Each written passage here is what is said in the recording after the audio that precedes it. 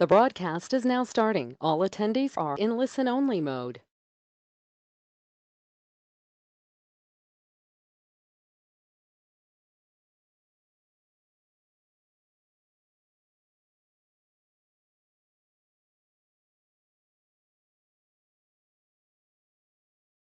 GA. You guys actually get a little bit of an early look. The release date on this is May 1st, 2018. So basically, that's when you'll see it come out and see some notes in the Progressive Grocer magazine or the Shelby report, etc. So you're getting sort of a sneak peek a couple days early due to the scheduling. The survey year covers 2017, and those years can end up to as late as the end of February in 2018, but basically cover majority of the 2017 fiscal year. Got about 140 companies and a little bit over 1,100 stores in the U.S. and Canada. So just a map of the states represented. So when we look at the Western region, a majority of those stores responding are Washington, Oregon, and California. So one of the things that we try and lay out is what's on the mind of the independent retailer in that particular year. And obviously we'll get into some of the economic indicators, and then we'll go to the hardcore numbers of the operating results for the store. I think you'll be very pleased with how the Western region performed compared to the country as a whole, and especially some of the other areas like the Northeast and Midwest. So obviously on this slide, we're looking at a significant increase in staffing, hiring, and retention concerns. That's up over last year. Competition from physical retailers is usually always at the top in the number one slot, obviously, because that's who your head-to-head people are. One of the things that did surprise me, though, is we added competition from online retailers this year. And to be quite honest with you, it ranked last. And as I go to different trade shows and different state association shows, it seems like it's the number one topic being talked about. When we look at the number of companies that participated, it doesn't seem to be high on their mind at this time. So whether that's a good thing that they're not being impacted or a bad thing that, we're not preparing for the future, it is where it is. But I would have expected to see it a little bit higher. Conventional supermarkets, obviously in the number one slot across the country. Again, by region, when you get your booklets, you'll see a little more detail. Supercenters, number two. Up till about 4 years ago, that was the number one slot. Dollar stores and hard discounters actually jumped up, as well as online retailers. Gourmet used to actually hold the number three spot, gourmet and natural. So in this past year, and obviously on the West Coast, we saw the Albertsons acquisition of Safeway a couple years ago, and then we saw the Hagen's bankruptcy. We're all reading about Lidl. They've sort of made their foot on the East Coast, in the North Carolina, Central Eastern region. And fortunately, from what we've seen so far, and through a few connections that we have in the real estate market with commercial real estate, they were aggressively obtaining leases, and they've backed down from that a little. So it may be a very positive thing as far as competition moving across the country. Obviously, the biggest thing is Amazon, Whole Foods, probably represents the biggest forward-looking threat. Walmart has done better with their jet.com, but when we really go out and look at consumers, people, when they talk about ordering online, they talk about Amazon. Jet's obviously grown their business with Walmart, but it still hasn't become the sort of go-to term like we ask for a Kleenex versus a tissue. A couple days ago, or I guess maybe 2 weeks by now, Winn-Dixie, buy low, declared bankruptcy. So we're just seeing a lot of activity across the country, and it's going to continue as the year goes on. So from a growth perspective, e-commerce, food and consumables at 23%, fresh formats 8.6%, the limited assortment 7%, and you can go down the list as far as the growth in the compounded annual sales rate. Really, obviously, e-commerce is going to continue to grow, and a lot of retailers are doing everything from click and pick to home delivery, and sometimes and many times partnering with another company. So when we look at the key format and channel innovations influencing the industry today, obviously meal solutions have been out there. Ethnic will continue to grow just as meal solutions will. Fresh and natural's been out there. So we're not, to me, on the first 5 blocks before we get to the last one, which we call the omni-channel, kind of the do-all, be-all, there's really, not a lot of changes as far as the types of formats and the channels. It's really the internet piece and the home delivery and the click and pick that's combining with the growth in all those other categories to bring stuff to the consumer. The exception of that being, I don't know if any of you've seen the dollar store, the marketplace, where they've actually added grocery, meat, produce.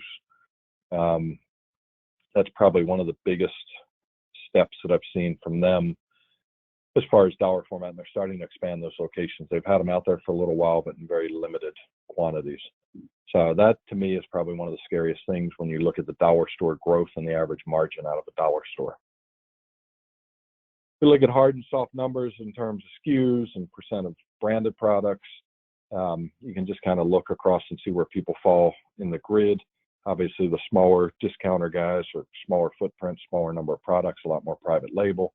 And then we move up into the other quadrants. So Aldi, everybody talks about Lidl because they were the next big, hoopla out there. So, but when we really look at Aldi, they're sort of the ones that are slowly creeping and made a pretty significant announcement as far as number of stores. Fortunately, when you look at the map, in your case in Washington State, they really haven't made a commitment there yet, even though they are starting to hit the West Coast. So they tend to pick off the lower income customer, but not in terms of a Save-A-Lot format with the lower income. They tend to be a little bit higher in their customer base.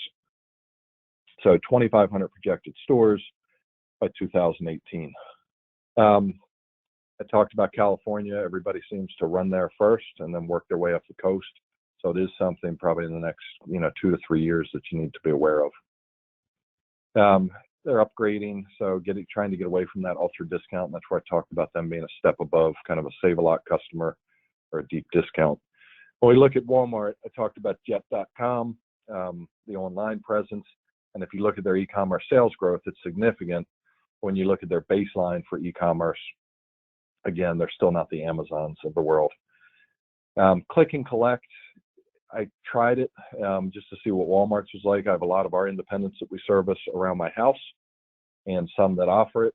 And to be quite honest with you, the large store format, the whole return thing, counter in the front of the store with Walmart, it's not a very convenient run in, run out. The size of the parking lot, the size of the lobby area, whereas the independents that we service that happen to be near where I live, it's very convenient in and out. So as an independent, I think it's really important to look at click and collect if you can't do home delivery, or if you don't want to go that route for one reason or another. Click and collect really does offer a convenient way, especially if you have the proper setup where the consumer truly gets in the front door and out. U.S. revenue as far as e-commerce and food and beverages obviously continues to climb. There have been some states as far as liquor and alcohol deliveries. In Florida, where I live, they are allowed to deliver alcohol to the premise. They're supposed to card. I've yet to be carded. I've had my 19-year-old son, when he's home from college, accept the groceries, and nobody's carded anybody. So I'm curious what regulations will come after that to a little more accountability there. So I'm not going to go too much into this graph, but the main thing is when you really look from the independent's perspective, 68% have no online ordering, whether it's click and pick, delivery and pickup, home delivery. And I think that's an important thing because when I look at the number of products that come, and I always look to my children and their friends in college and slightly older friends that are out of college, and the online piece is coming. And it's really, I think back with smartphones when they first came out, it was younger people that got them, and businesses sort of adopted them outside of, people that got them for the fascination, the early adapters. So long and short is I do think it's an important area that we need to focus on as an independent group in order to remain in the scene. So again, the different services and offerings that are out there, many with meal delivery that they'll sign with the independents. So we're going to move to the economic landscape. Obviously, 2017 had a decent year, 2.3% on the real GDP numbers, over 1.5 the prior year, and forecasted at 2.8. GDP is important because we look at things like unemployment, economic confidence, and SNAP participation. Obviously, GDP is the production of our country as far as goods and services. And as those numbers grow, unemployment is ironically a lagging indicator. So you often hear arguments of who owns unemployment numbers as far as administrations and economies. And the reality of it is that the GDP growth projects the unemployment moving forward. So typically you won't see the bump in unemployment until after a recession's already started. So, which is really good news from an economic standpoint because we've got low unemployment, we've got stronger GDP, which means we're probably in for a little bit of a ride at least. Who knows how long economic up and downs occur, but it sort of indicates that, we're not nearing the edge of a recession. Consumer confidence is an incredible place and expected to go up. And we've seen a decrease in SNAP participation, and more so, we've got some early month numbers here in February where it's dropped even further. So many cases, good news. There's some underlying things with SNAP that cannot be good news as far as changes in the way programs are administered and whether or not, we're actually seeing some drop off in some states that may be impacted by regulation more than they are by people being able to afford to. Real wage growth, and we're going to talk, the hard part about this is there's a lot of areas in the country that are increasing minimum wage. And I actually happened to be in New Orleans at our client conference, and we had a session on wage growth and the impact of minimum wage increases. And really, it's something that with food deflation and wage growth, it's really putting a pinch on the retailer. And because of the competitive landscape, it's difficult to offset those wage increases with increased pricing. Now, with that said, everybody else in your market area is having to deal with it. But some of the stuff we heard back in the survey, if you're in a specific market area that they've raised the minimum wage and the surrounding counties may not have that minimum wage increase, makes it a little bit more challenging because the consumer can go elsewhere reasonably. Interest rates, they are on the rise. Variable debt that retailers have are going to begin to cost more. Line of credits are going to begin to cost more. So it's something to kind of keep an eye on and think about in the back of your head. So there's a couple things. We're going to talk about profit leaders later on. But one of the big things that profit leaders do is they spend more on CapEx than everybody else in the survey. So from that perspective, they've got a newer, cleaner, more inviting store. One of the speakers at our conference this week was Harold Lloyd, and he had talked about this and had basically provided some pictures of guys who were very successful at one time and have declined over time, but really haven't put money back in. So the underlying theme here, and this has been true for every year we've done the survey. So we're almost pushing 2 decades. So if you're not reinvesting in your store, you're not putting money back in and not keeping it fresh, we really do see a difference in the bottom lines of the companies. So it's an important thing, put the money back into the organization, reinvest. One thing I will give a heads up, you have to take a look at the tax laws as far as they relate to leasehold improvements and landlord-owned improvements. If you own a building, there is actually a typo in the tax code. Well, everybody believes it's a typo, but most likely will get changed in June. But if it doesn't, reworking leases to give, a couple months free rent in lieu of the leasehold improvements. But we'll wait and see what the IRS comes out in June with an announcement. And so overall, CapEx really sort of is when you look on paper, an indicator of who's going to be in the top of the bracket. We look at transaction size. Average transaction size typically goes up when you have a loyalty program. So we're looking at the bottom there on the right at $28.70, and no loyalty program at the average transaction size of $24.41. So that tells you that, and when I say for the most case, there's some loyalty programs or things that people lay out to be loyalty programs. If you're just using a bonus card to give coupon numbers, it's really an electronic coupon almost, whereas a loyalty card where you're using data and information, a new baby club, if people start buying diapers and baby formula, those are really what we're talking about when we look at a loyalty program versus just a, card to get a discount. The turns, so overall the total turns in 2016 diminished. And when we take a look at the profit numbers, there may be something there in addition to the sales. So, but again, it really just goes back to sales and the, success of the stores. As far as shrink, and this is another thing that's a huge separator for what we call the profit leaders, and those are the top 25% of survey respondents. So if we look at the 1,100 stores, there's 240 stores that are well above the national average.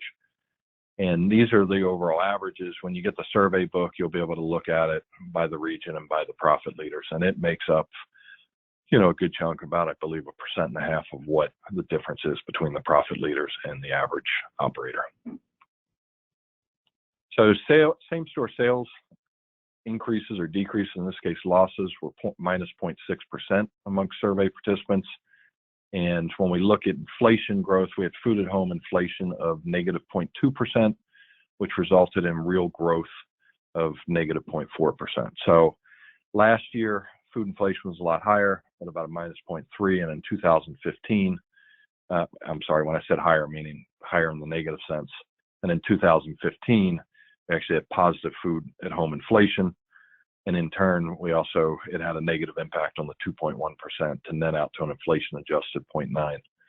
So it's been a difficult year. The first part of this year has been rough with the sales data that we track, but retailers in the beginning part of the survey felt very optimistic about 2018. Close to $4 and $10 were generated by perimeter departments. I mean, we all know that's our strong spot is independents versus center store. While center store still is the largest sales and center store is never going to go away, I think the most important thing is we all still understand and still realize our ability to distinguish ourselves from big boxes and other competitors. I try a lot of different things in the city that I'm in. We have the Amazon delivery, and they've got a produce distribution center. Not hugely impressed by it, but that's not to say that they're not going to get better. Gross margins, we'll just kind of take a look at these. You can look more in the book and look year-over-year comparisons to get an idea of the direction. But ultimately, it's hard to drive sales with deflation, and then you've got price competition, and you've got margin pressure regardless of whether there's deflation or inflation with everything going on. So when we look at the Western region, the margins are a little bit different. So when we look at the total margins at the bottom at 29.17%, I'll go back to that last slide at 27.23%. So a lot of that is dictated obviously by expenses of operating a store, labor costs, rents, et cetera. And when we compare that to, for example, the Southeast, margins are a lot lower overall, primarily because their labor costs, their rent costs, a lot of that stuff's a lot less expensive, utilities. So overall in expenses, we saw labor and benefits at 15.16%. Again, this is impacted differently depending on who you are and who you're competing against, and also what city you're in if there's mandatory minimum wage. So we look down at the other expenses, depreciation, repairs and maintenance, and you can just benchmark these against your store. But what I recommend doing when you look at your gross margins is take the difference in the region you're at against the national average if you really want to kind of back into, certain numbers, because if you're in a metropolitan area and your rent is 2% more than what the national average is, then your margins really should probably be 2% more compared to somebody else that might be in your particular region but not in an urban area. So labor and benefits at 2.43%. We did see a drop in this number as far as costs, but labor in 2017 was 12.32%, versus 12% last year. So we are definitely starting to see an uptick. And just to give you an idea of survey respondents, when you look at the certain regions of the country that haven't had the minimum wage increases, I talked earlier about the consumer. If you have a city like Seattle that has a minimum wage increase and you're close to a county line, somebody can go over the border, you can't necessarily jump your prices easily. But in the same breath, the labor and the skilled and good labor, when we talk about recruiting, does have the ability to drive over the county line into the city to get the mandatory minimum wage increase. So there's a catch-22 with those things because they're also, you're able to pull talent in and might pull from other competitors that then have to raise their labor costs anyways on the periphery. But as you get further out, it's going to have less of an impact. So this is the most depressing part. And I'm going to show you the West because it's actually a lot better. I'm going to talk about some of the other regions of what pulled down the national average. But the net profit in the national average was actually 0.09%, which was the worst year in 17 years that we've done the survey. Now, with that said, we noticed a lot of things in the survey with depreciation and some other things that basically the EBITDA number really only slipped 45 points, whereas the profit number slipped almost 90 points. So there are some things in there that people took advantage of at the end of last year. Some in anticipation. Obviously, the tax bill did not pass until I think the day before Christmas, if that. So some people took advantage in anticipation. We talked to BDO, which is one of the large accounting firms, talked to them about some of their retail businesses and what they did, and they sort of validated some of that thought process there and based on the depreciation numbers. As far as the West, what I did here is we took a chunk of information out, and I'll just kind of talk briefly about it. So the Western region was 1.47%. So when we look at that 0.09, obviously a lot better than the national average. However, when we look at the profit leaders, we've got 3.06%, so nearly double what the average retailer on the West Coast. And there's obviously profit leaders all over the country. But the most interesting piece to me every year is when we look at publicly traded companies against the profit leaders. And everybody talks about Kroger and how great they do and Publix. I will say Publix does exceptionally well with their margins. But as an average, we're looking at these large public companies and how much capital they spend and how much buying power they have, et cetera. But the truth of the matter is the profit leaders, the top 25% of the people in this survey, do better than the public companies. And historically, year over year, do better than the public companies. So when we go back and think of the CapEx expenditures of keeping the store fresh, we look at the shrink numbers with the profit leaders. Those are the number 1 and 2 things that make up about 80% of the profit difference between the profit leaders and the pack. Now, in this case, it's a little bit skewed by margins and a couple other things. And the reason for that is in the Northeast, we actually had a large chain, which has been off the West Coast probably now for 100 years, but AMP, who folded up, and actually it was 2 years ago, 2 or 3 years ago, but there were some stores that had to stay dark for union purposes in order to not have the union enter the store on the backside. So we had a lot of independents pick those stores up now that they've been dark for a while, took a lot of depreciation with the acquisitions and the remodels, took on a lot of expense to regenerate the customer sales because they were dark for a period of time. So the Northeast, when we looked at the numbers, there were a lot of guys that had acquisitions and store growth during that year, and in turn, had some lower profits. As far as the Midwest, we had some bankruptcies out there of some very large companies, large independents. When we look, Strack and Menteel was in the paper, and there were a few others in there, and then Marsh's went under, sold their stores off between Fresh and Counter and I draw a blank, it might have been Kroger. So long and short of it is we had some impact in the Midwest and the Northeast, and those are just a few examples. And those 2 particular regions were negative in their net profit before taxes. And again, that was driven by large organizations impacting the independents, whether it was buying dark stores or whether it was independents such as Strack that had gone bankrupt. Just a huge set of numbers. So, and again, we talked about labor before, and the average, I think, was 13 or 14%. On the other page, you look at the West Coast, 16.96% for labor and benefits. So big difference in the numbers. So when we look at the profit leaders, when we ask the questions of what they're doing different, higher focus on fresh, particularly produce, meat, deli, and seafood. We talked about that earlier because when we looked at the distribution rates and the margins, it's the perimeter departments that are driving their differentiation. They're using it to drive their business. And because they're focused on shrink, when we look at the inventory thing, they have established shrink management programs. Every single one of the profit leaders has a shrink management program.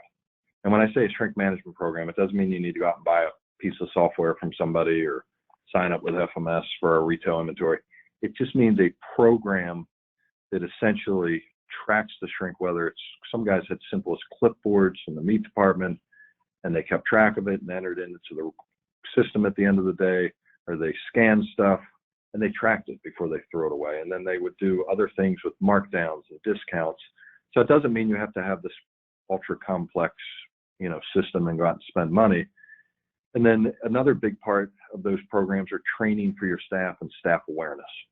So higher margins in center store and in fresh, that could be competitive and where they're located.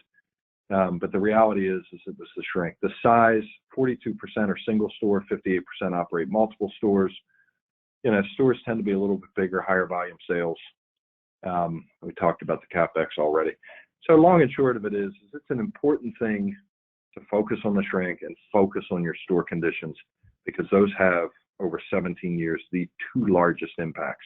Now, something that doesn't directly impact the P&L, they also happen to be the people with some of the lowest debt.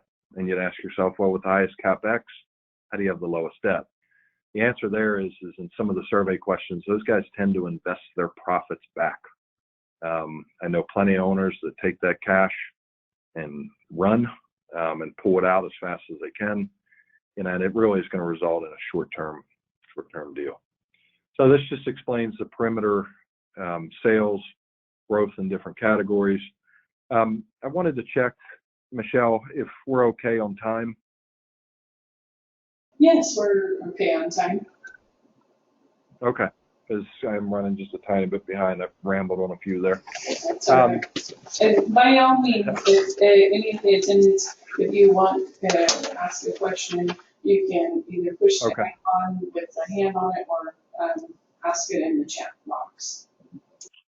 Okay, great.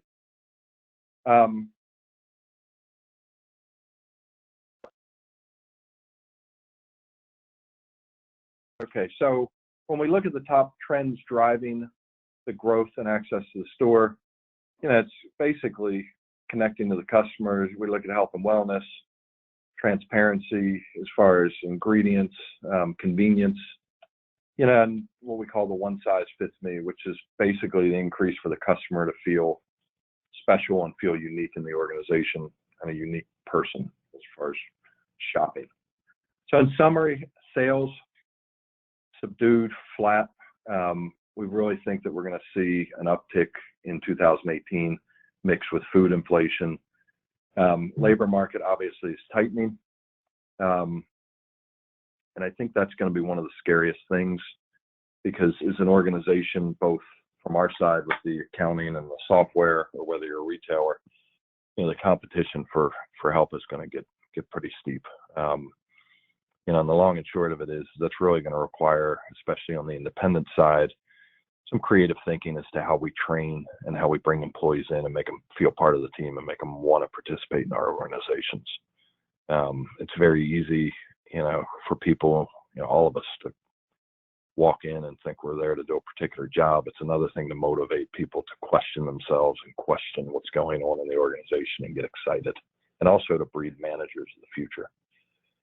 Operations and margins, again, really about shrink, managing the inventory, really trying to do a good job in the perishable departments, with the cost of labor, rent, utilities, and everything coming up. Really, the more you can shave off those shrink lines, the better off you're going to be, because that's the one piece. If you think about it, if you cut labor, you can better manage labor without a question. You can do things like self-checkout lanes or reduce labor. But the reality is that has some sort of impact on the customer, good or bad. Shrink is the one thing that if you set a program up, do it properly, it's the one thing that you can cut an expense without cutting something from the customer, cutting labor, cutting out different things. There's other smaller impacts with utilities, energy efficient cases, skylights for lighting, a whole bunch of things you can do there, but nothing as big as shrink.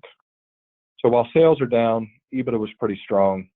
Basically tells us cash is still flowing through the independents, but they decided to take advantage of whatever situation it was out there. So any questions from the group here?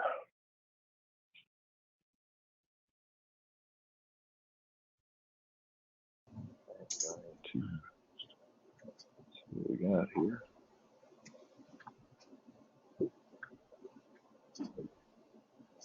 It's an awful nice day outside today. I've got to tell you, we have a historical, beautiful day outside. It looks like it's summer here, and I appreciate everybody that has joined us today, because we have, today is, again, an unseasonably gorgeous day, and hopefully your business sales are up today because of the weather.